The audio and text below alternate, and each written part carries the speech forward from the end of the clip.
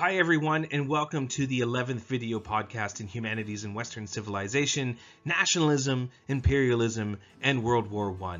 We are getting so close now, you can almost taste the end of the course. This is the penultimate bit of content for the course. Penultimate is a wonderful word. It means almost the end. So let's jump right in and learn about how the world turns itself upside down and enters into the largest conflict that the world had ever seen, the first truly global war, World War I. The learning outcomes for this unit are: number 1, compare the causes and effects of German and Italian unification. We're finally going to see the birth of these two countries, the country of Germany and the country of Italy, after all these years. We'll talk about why they became countries, and they both took slightly different but still similar paths to become one. We'll also explain the causes and impact of imperialism on the West and the world. Imperialism is, of course, different from colonialism. Imperialism is its nastier sibling, which is all about empire building and imposing control from European powers over the rest of the world. And finally, we'll explain the causes, developments, and the consequences of World War I, otherwise known by its contemporaries as the Great War. So when we left off with the last video podcast, we talked about the failures of the revolutions of 1848. The revolutions of 1848 were a wave of spontaneous uprisings across Europe, and they failed partially because the revolutionaries were made up of various different factions, and once they succeeded, which they did initially, they couldn't agree on what came next. One of those factions were nationalists. These were people who wanted to see countries, new countries, carved out of these big empires that existed before. And notably, there were quite a few Italian nationalists that wanted to see Italian-speaking parts of Europe united as a country, and German nationalists who aspired for the same things for Germans. So when you look at this map, we're missing two major countries that exist in Europe today. We're missing the country of Italy, and we're missing the country of Germany.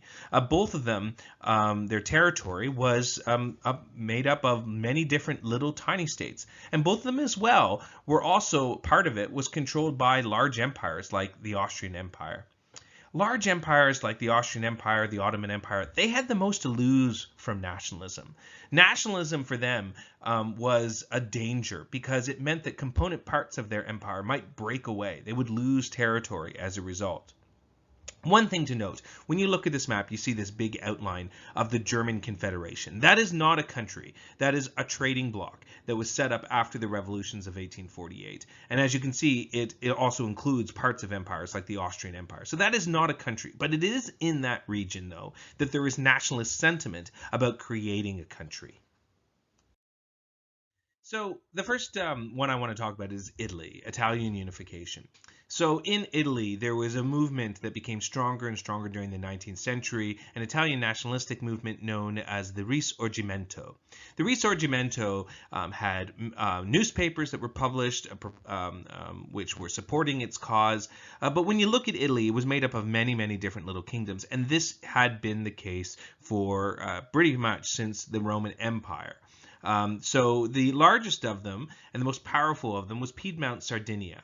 Piedmont, Sardinia is up in the upper left-hand corner over here. This is Piedmont, Sardinia. Whoops, sorry, not Lombardy. Not that part over here, just this part here. Piedmont, Sardinia was a liberal constitutional monarchy. So this is a place where it was the most progressive, I suppose, out of all the other areas of Italy. Other kingdoms were a little bit more conservative. So when I say progressive in this sense, I just mean that they had already adopted many of the ideals of the Enlightenment. So we still had a monarchy, but it was a monarchy constrained by law. It was an Enlightenment country. However, other areas of Italy were also controlled by the Austrian Empire, particularly Lombardy and Venetia. So Lombardy, this is that area right here, and Venetia here. Both of these two little kingdoms were actually under the direct control of Austria. So they were part of the Austrian Empire. So the man most responsible for the unification of Italy really has to be this fellow, Camillo di Cavour. He was the prime minister of Piedmont Sardinia, and he was always a strong supporter of the Risorgimento, that is, the Italian nationalistic movement. And he had been slowly trying to position his kingdom to play a larger role in European affairs. In order to try to gain supporters for the concept of a united Italy, he had involved the country in the Crimean War. Piedmont Sardinia had fought in the Crimean War. However, they were blocked at every turn at trying to achieve their nationalistic ambitions by Austria. Austria had the most to lose from Italian unification, and indeed German unification as well. They had territory in what is now, you would now considered Italy. And so they really didn't like the idea of Italian unification. However, Camillo de Cavour managed to convince France, namely Napoleon III, who you met in the last podcast, to come on his side against Austria. And he did so by promising the territory of Savoy and the area around Nice, which they controlled, to France if they came on their side against Austria. And in 1859, war between them began to finally turn the tide, and Austria was put massively on the defensive, losing several key battles. Now, had something else not happened, probably Austria would have rallied and crushed Piedmont Sardinia and its nationalistic ambitions. However, just at that moment, in the far south of what would one day be Italy, in Sicily, there was a rebellion. Giuseppe Garibaldi. This is a man who was an experienced general. He'd fought civil wars in Brazil and Uruguay. He mounted a rebellion in the south of what is now Italy, and he began to push north. And what is great for history is that he believed very strongly that the Piedmont king should be the leader of the eventual united Italy. And in 1860, Italy is born, or at least a version of Italy is born. Not all of the territory is quite there yet. It'll take a decade to wrest control from other countries, the last little bit of territory, but we're almost there. So here you see a map of the United Italy. So missing from the initial country of Italy was the Papal States, which wouldn't be added until 1870, and Venetia, which they wouldn't finally get from Austria until 1866 and 1870, when Austria was dealing with German unification at the same time. But we basically, from 1860 onward, we now have a country of Italy. So German unification follows a similar path to Italian unification in that ultimately it's going to have to be borne out through war because too many other countries have a lot to lose. So part of the issues about German unification is where you draw the lines for Germany. If we were trying to unite all German-speaking people, then we might imagine a very large German country, which would include Austria. But the problem is Austria is an empire, and it includes more than just German-speaking people. It includes at least 15 different minorities, several different languages. Although the ruling part of Austria tends to be German, the rest of Austria isn't. And so there were also people who argued for a smaller Germany that excluded Austria then. Now, if we look at all the little tiny German states, the other German states, there's really one German state besides Austria that is quite powerful, and that is Prussia. That's Prussia with a P, P-R-U-S-S-I-A. Now, you may be thinking, Prussia sounds a lot like Russia. My goodness, that's very confusing. And it's true, Prussia, Russia, they sound alike, but they're actually completely different. And it's actually only in the English language that Prussia and Russia sound the same. Russia in Russian is more like Russia, and Prussia in German would more be like Prussia. So they're not really that similar, and they have completely different histories, the words. It's just that when they come into English, they look very, very similar, which has caused no amount of chagrin for history students from then on, who are trying to understand what the heck is the difference between Prussia and Russia. Suffice to say that Prussia is a German-speaking state, and amongst all the little German states, it is the most powerful. It's also one that has industrialized since the Industrial Revolution, and it's a military state, so it has a fairly large military, enough that it can even, to a certain extent, rival Austria. And so Prussia really does not want to see Austria being part of it because it would mean that Austria would play the dominant role in it. So when German unification comes about, it actually comes about from the Prussian side. So Prussia moves to essentially unite all German-speaking kingdoms under its control. So in this sense, the German unification movement is a top-down movement rather than a bottom-up grassroots movement, which we see a little bit more of in Italy. And in order to carve out their country, they're going to have to deal with Austria that doesn't want to see it happen. And they're also probably going to have to deal with other countries as well, like France and Denmark. So the German nation, more so than the Italian nation, is really unified through war. The first of those wars is against Denmark in 1862, and that's where Prussia essentially asserts control over the northern area of what will one day be Germany. Following that is the Austro-Prussian War in 1866. Austria, who was already dealing with the fact that Italy was uniting, now had to deal with the fact that Prussia was joining all the German-speaking country together in 1866. They went to war and they pretty much lost. And then France also had a lot to lose by Prussia suddenly becoming a big new country of Germany. And they went to war, which lasted from 1870 to 1871, but they also lost. And what emerges out of that is the country of Germany. So the person most responsible for German unification is this guy, Otto von Bismarck, the Prime Minister of Prussia. Now, Bismarck had been a proponent of the smaller Germany, a Germany that was dominated by Prussia, which was his country, and he was also a master of what became known as realpolitik. Realpolitik means essentially might equals right. And German unification was achieved really through the force of Prussia, enforced by a top-down, meaning it wasn't an organic movement. Prussia forced the other German-speaking regions to be able to join under their control and form the very first German Empire. So in 1871, we now have Germany. And what is Germany? Well, first of all, it's very much an authoritarian and militaristic state. It's not really like Italy, which is more of a liberal constitutional monarchy. In Germany, this is a state where it's an authoritarian one. So not a particularly free or enlightened state, but definitely a nationalistic one. And overnight, Germany becomes the dominant power in Europe.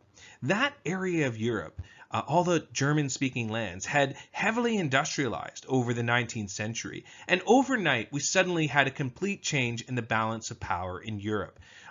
Now suddenly we had a country born overnight that could rival just about any other country in Europe, and this was going to have major implications down the road. So after the formation of Germany in the late 19th century, the stage is really set now for World War I. However, there is one other ingredient, which is what turns World War I from being a local conflict into being a global one, and that's imperialism. By 1800, there was a new drive from Europeans to colonize Africa and Asia. Now, this is different from the focus that Europeans had had before, which is setting up colonies in the Americas. But it's a very different process doing it in the Americas versus doing it in the Old World, doing it in Africa and Asia. And the biggest thing is just the people that are already there. So the New World populations of the Americas had already been decimated by European diseases, and this allowed Europeans to more easily just push them out of the way and impose their own colonies. However, after 1800, it really became a part of European competition between countries to try to set up empires abroad.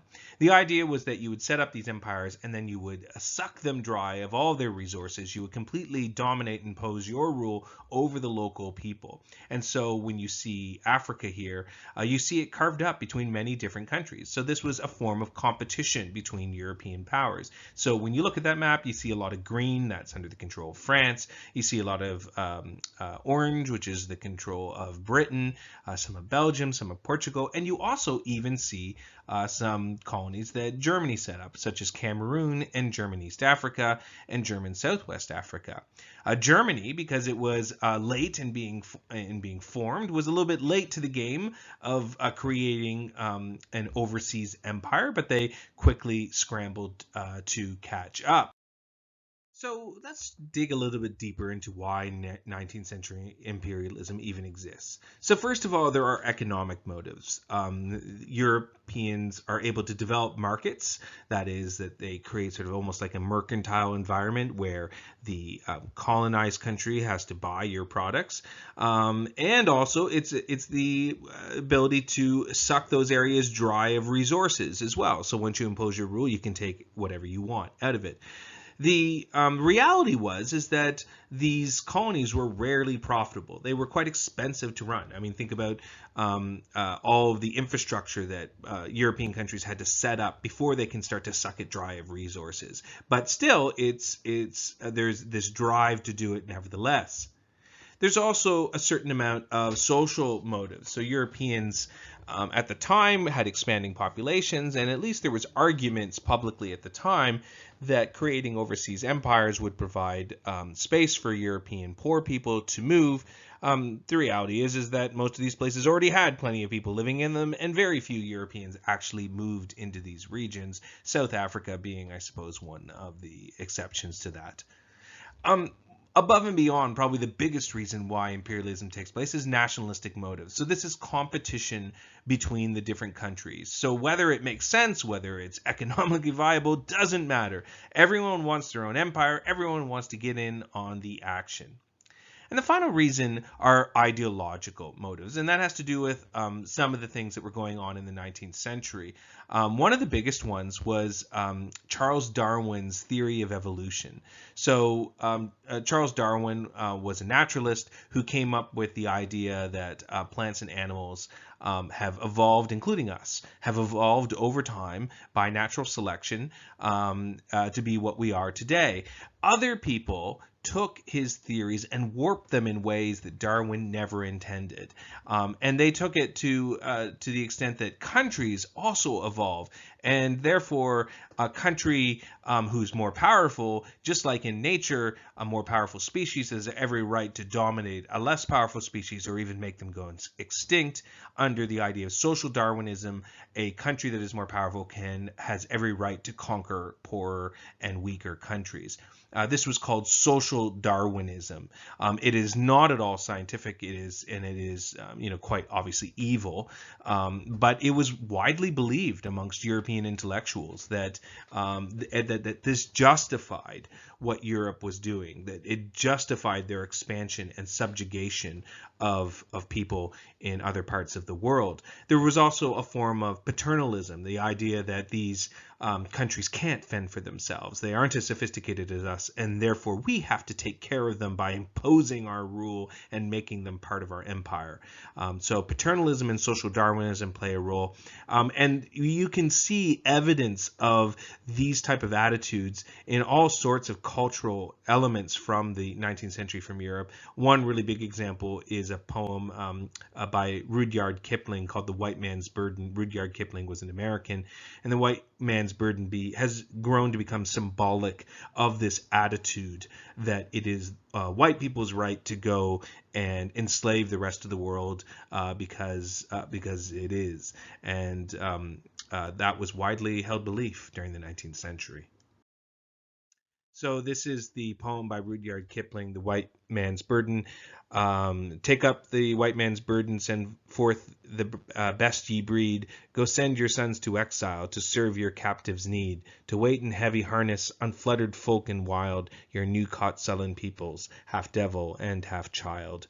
So this obviously was an incredibly demeaning way of looking at the rest of the world. And it reinforced this idea that it was white people had a responsibility to therefore somehow look after the rest of the world because white people were more superior. And that was the belief that was very widely held amongst the intellectual class in the 19th century. Another example is just this advertisement for soap. You can look at it. It's an incredibly offensive, racist ad. It says the first step towards lightening the white man's burden is through teaching the virtues of cleanliness. Pear's soap is a potent factor in brightening the dark corners of the earth as civilization advances. While those amongst the cultured of all nations, it holds the highest place. It is the ideal toilet soap. So there is lots and lots of this type of racist literature from the 19th century. Again, it all is about justifying and reinforcing the belief that Europe has every right to be doing the nasty, horrible things that they were doing. So not all of the world took it lying down is another part of history that you should know as well too. Whenever possible, many of these colonies fought back against the Europeans. Different parts of the world reacted differently to the European threat. One example is the Boxer Rebellion in China, which lasted for 2 years between 1898 and 1900. It ultimately failed, but it was a major act of defiance against European powers. Another example is India's Great Mutiny in 1857, which again was a failed attempt to push out the British out of Italy. And another example, which will have profound importance to history, and I'm actually going to come back to it in the next podcast, and that is the Meiji Restoration in Japan from 1868 onward. Japan not only reacted in an aggressive manner against Europeans with imperialism, but also Japan sought very quickly to emulate them and to industrialize. And we'll see how Japan really uniquely transforms itself into a powerful industrialized country within just a few decades, all as a result of a reaction against this European imperialism. And we're going to turn back to that because it will play a role in World War II when Japan becomes one of the world powers. Which brings us finally to the Great War, or World War I. It was known as the Great War to contemporaries. They, of course, didn't know that we'd be back at it again just a couple of decades after this by having another war. At the time, contemporaries described it as the war to end all wars. It was massive. It was one of the deadliest conflicts in history, with an estimated 9 million combatants and 7 million civilian deaths as a direct result of the war, while resulting in genocides and finally culminating in the 1918 influenza epidemic, which caused another 50 to 100 million deaths worldwide. The Great War was absolutely devastating. It's also a war that's heavily covered by photography. So we have, and film, motion picture film for that matter, we have so much more evidence of just how horrible and what life was like during the war. This is actually an image of a Canadian walking across no man's land after the Battle of Passchendaele.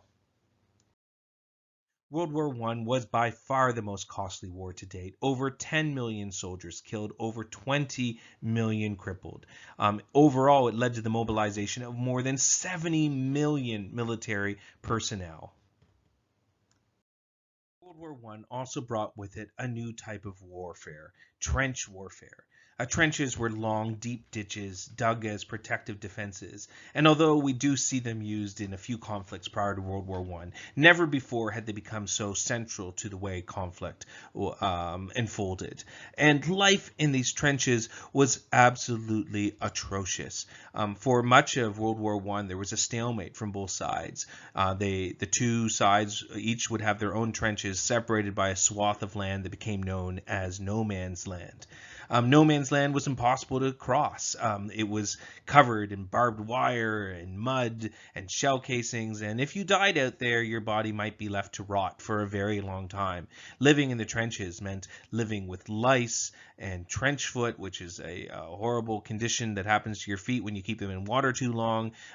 It's surrounded by vermin such as rats and the stench ever-pervading of death. Every once in a while, one of your commanders would say, "It's time for an attack," and you would be forced to go over the top, scrambling across no man's land until you meet your inevitable end. This was what World War I was like. World War I was a thoroughly modern war. It was the first war with widespread use of the machine gun. It was a war that used poison gas. It was a war that saw the introduction of tanks for the very first time. It was a war that saw the introduction of airplanes and even submarines. This was a thoroughly modern conflict. The final thing that really makes World War I different from anything else that had happened before this time was that it was truly a global war. Because Europe had set up colonies all around the world, it meant that when they went to war, their colonies went to war too. And so here you see a map of the world. And everywhere that you see that is not gray, everything that is colored either green or that yellowish color, is at war with one another. The only places that are neutral technically are the gray areas. And even then, they're not really neutral. Let's be honest here. The neutral areas are being forced to take sides on who they trade with. They're walking a very, very fine line. And so in many ways, they are still part of the war too. They can't completely avoid the war, and they're affected by the war in many other ways. Certainly economically, they're affected by the war. So this is a truly global conflict in every sense of the word. Okay, so just a quick overview of the two sides of World War I.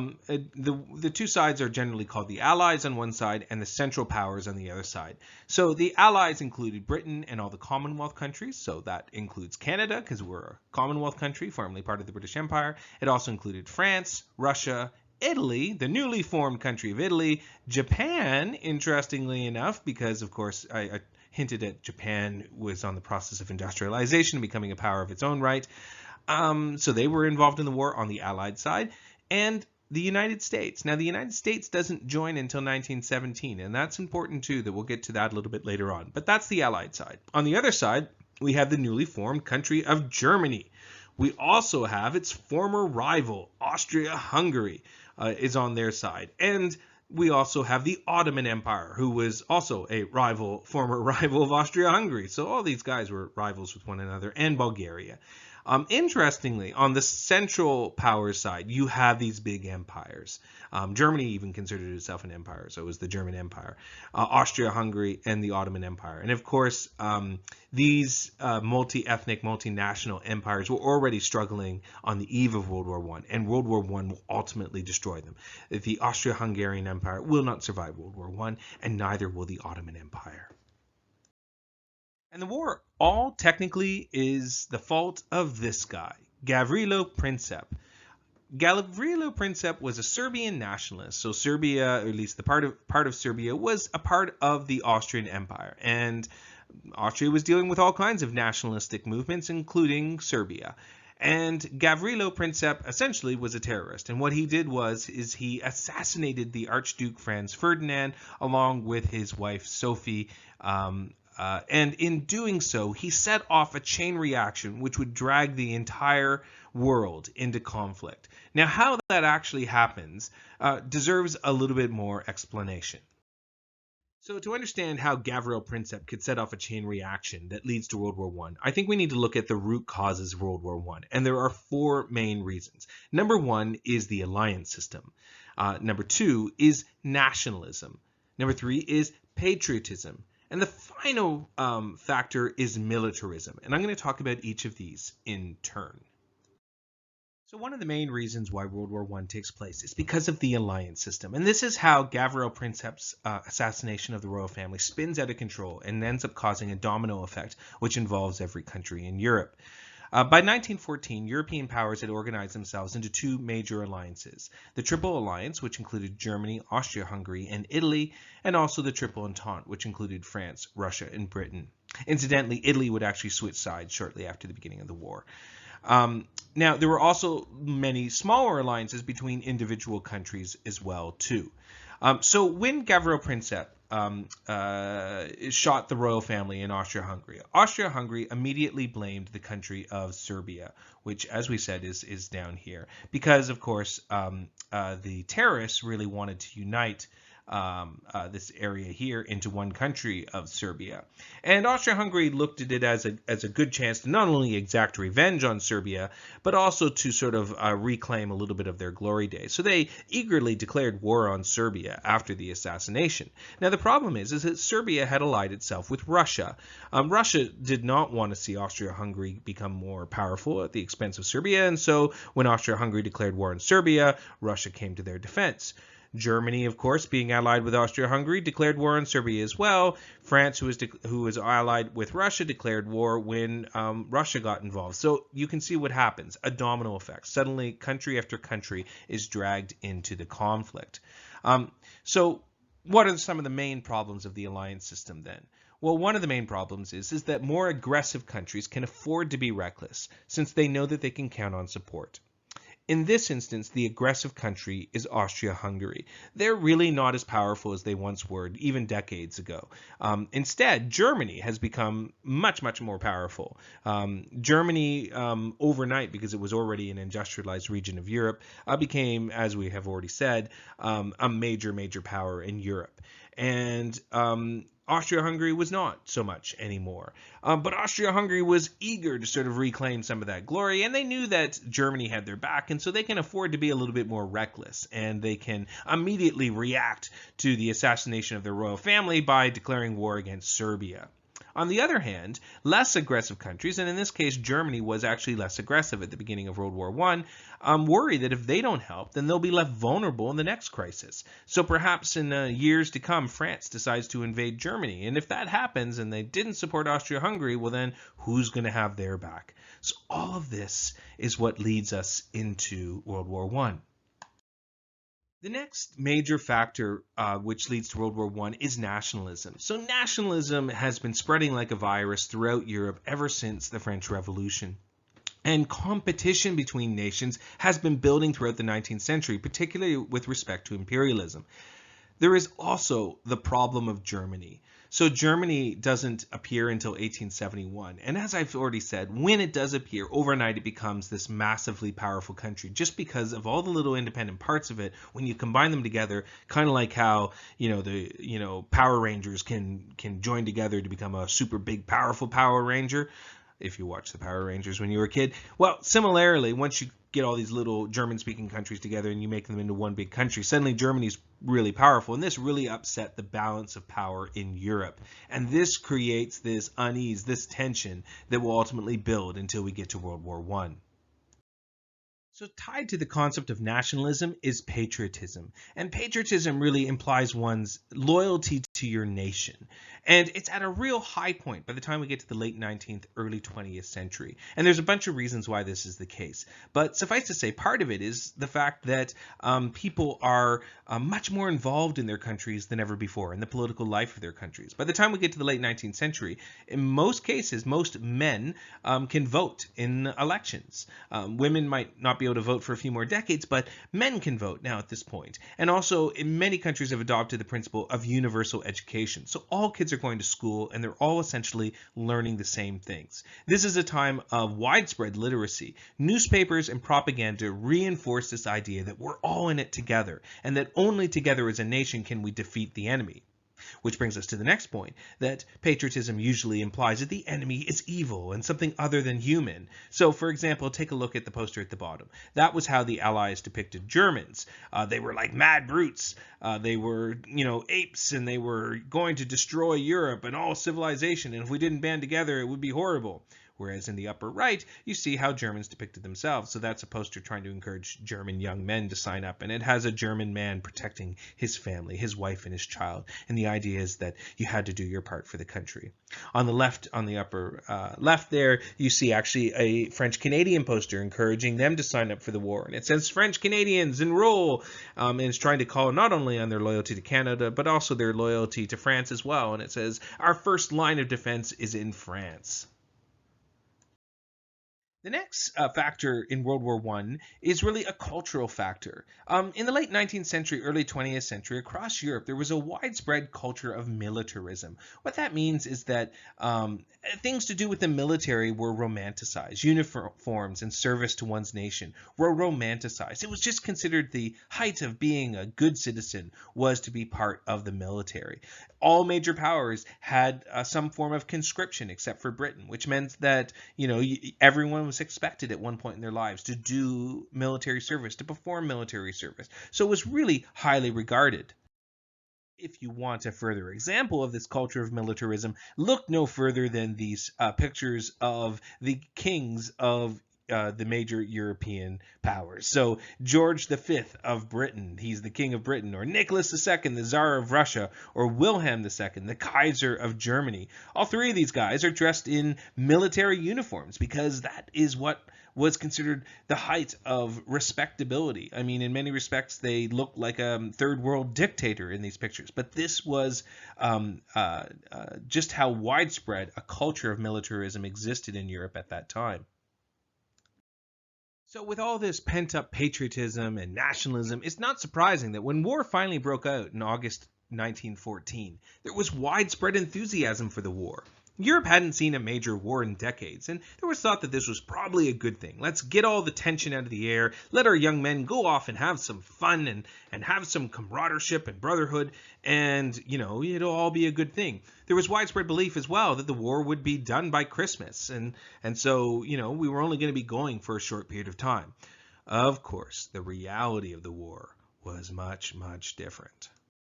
The reality of World War I was that it was mostly a stalemate for a very long time, and we entered into a new world of trench warfare. The trenches were the most horrible places you can imagine. They were filled with mud. The soldiers had to deal with lice and trench foot. They had to deal with the ever constant stench of dead bodies. There was a very limited effectiveness of actually going over the top and actually launching an attack. Most of your soldiers would die in the no man's land trying to cross it, and so both sides basically just dug in. There was at the same time, both sides inflicted massive casualties by artillery. Those are the big guns that would essentially drop bombs, machine guns, and poison gas. The reality of war also was that this was a different type of war. In World War I, we have the concept of total war. Total war means that civilians play an important role in the war effort. It's not just soldiers fighting. Everyone is fighting. In the war, we start to see things like the government rationing and control of the economy. So here you see a picture, save a loaf a week, help win the war. Or food, buy it with thought, cook it with care, use less wheat and meat, buy local foods, serve just enough, use what is left, don't waste it. There was this idea that we all had to come together as a nation to support the war effort. And of course, civilians would be also killed in unprecedented numbers during World War I too. On the home front, we see massive amounts of propaganda and also an effort to deal with what were called internal enemies. So for countries like Canada and the United States, this would be for German Canadians or German Americans. So German Canadians were considered suspect, and they were actually rounded up and put into internment camps. And here you see a camp in Alberta where German Canadian men were forced to go. Also, we had so many soldiers going abroad to fight in the war that by 1917 there were massive labor shortages, and this resulted in a massive societal shift. Women were asked to come into the workforce in greater numbers than ever before, and this would start a slow movement towards the women's rights movement. So here you see an image of women working in a munitions factory in Quebec in 1917. And overall, all these changes would eventually lead to women benefiting in a number of ways. First of all, the same thing would happen in World War II, where women would be called to enter into the workforce, and slowly but surely it would become more and more acceptable for women to also earn income as well too. Also, eventually, by the end of World War I, in Canada and other places, women would earn the right to vote. While the war was being fought all around the world, we see on the Western Front in Europe some of the largest battles and some of the greatest defeats. The Battle of Verdun and the Battle of the Somme were French and British victories, but at a huge cost. Over 700,000 soldiers died at Verdun and some 1 million dead at the Somme. All of this essentially was still resulting in what was largely a stalemate. And by 1917, we even started to see widespread mutinies in French soldiers. The war, suffice to say, by 1917 was not going very well for anyone. However, 1917 would actually become a turning point in the war for two major reasons. The first major reason was the Russian Revolution. The Russian Revolution would have a profound effect on the war because Russia was one of the major combatants in the war. They were also the major combatant on the other side of Germany, on the eastern side of Germany. Russia, of course, was allied with France and Britain, and the war was deeply unpopular in Russia. The Russian armies were terribly equipped. There are stories of them going into battle without proper guns, and much of the Russian populace wanted out of the war. And the Russian Revolution almost immediately ended Russian involvement in the war. We saw the Tsar executed and his family executed. A new communist government came into power, and they withdrew from the war in March of 1918. Now, this could be, for Germany, a major chance for them to turn the war around. However, that brings us to the second major reason why 1917 was a turning point: the entry of the United States into the war. So, the United States had actually spent most of the war on the sidelines, and this may strike you as surprising given that America nowadays tends to be very forward-facing, involved in everything around the world, meddling in conflicts and affairs everywhere. But at the time, America was extremely isolationist. This was the general public feeling that America shouldn't get involved in other people's conflicts. World War I, or the Great War at the time, was generally considered a European conflict and Europe's problem. Let them deal with it. That's not to say that there wasn't still a fair bit of support within the country for Britain in particular. Woodrow Wilson, the American president, generally favored America getting involved in the war, but it just wasn't politically realistic for him. So what America did do was try to support Britain and France in other ways. They did so by lending them money. They also did so by turning all their factories on to supply them during the war. However, Germany felt that eventually, sooner or later, America would get into the war. They felt that the involvement in America was inevitable. And they also wanted to stop the flow of trade coming from America into Europe. And so Germany began to use submarines to sink American supply ships, and even some ocean liners, such as the British ocean liner Lusitania in 1915. In order to try to stop America supporting the war. But in the flip side of this actually started to turn public opinion against Germany and increase more widespread support among the American public for joining the war.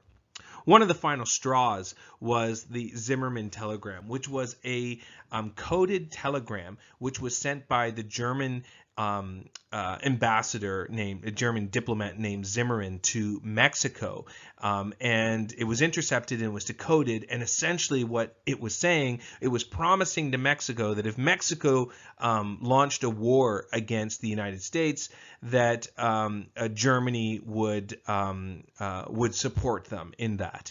And a similar telegram was also sent to Japan as well. And so this was a huge big deal when it happened, and it really turned the tide. And in 1917, America finally declares war on Germany. And this really changes things. First of all, the other countries were exhausted by 1917. Their economies had been, just devastated by fighting the war for all these years. They had low morale. They had lost so many soldiers at this point in time. And America was fresh. They had sat the war out for the most part. Also, in the years since the Industrial Revolution, America had slowly but surely had been transformed. It had become an industrial powerhouse. And outside of Europe, it was absolutely becoming the most powerful country in the world. And when America joins the war, fresh with all of its factories and stuff, it definitely makes it a turning point. So on November 11th, 1918, all fighting stopped and World War I came to an end. America's entry into the war really did mean a turning point.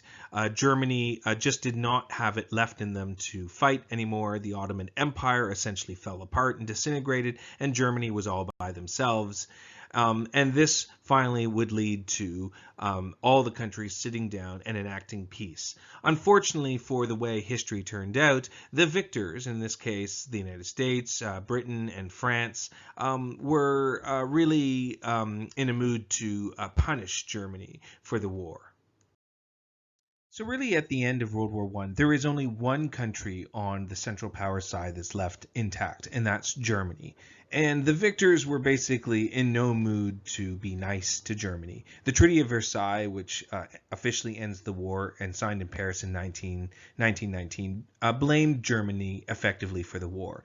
Now, as we have already talked about, the causes of World War I are really complicated, and by no stretch of the imagination could you argue that Germany somehow was the massive aggressor in World War I at the beginning of it.